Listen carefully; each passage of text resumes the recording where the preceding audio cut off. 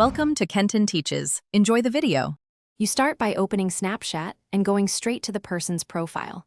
Do this now. Once on their profile, scan for a Spotlight section or a public video tile. This appears only if they posted to Spotlight.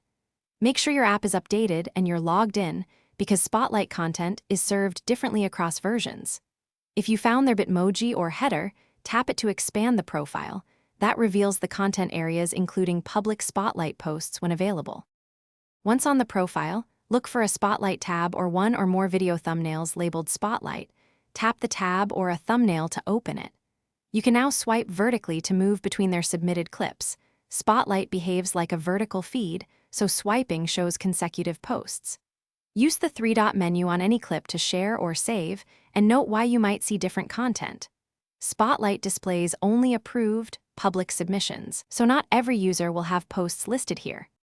To finish, play the clip, and if allowed, long press to reveal save or share options.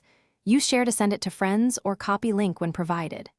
Once done, make sure to respect creator settings. Some creators disable saving. If you don't see a Spotlight tab, that's the key clue. They haven't posted to Spotlight or their post wasn't approved. In that case, ask them to share a direct snap or check again after updating the app and clearing cache. Thanks for watching. Please subscribe if this video was helpful.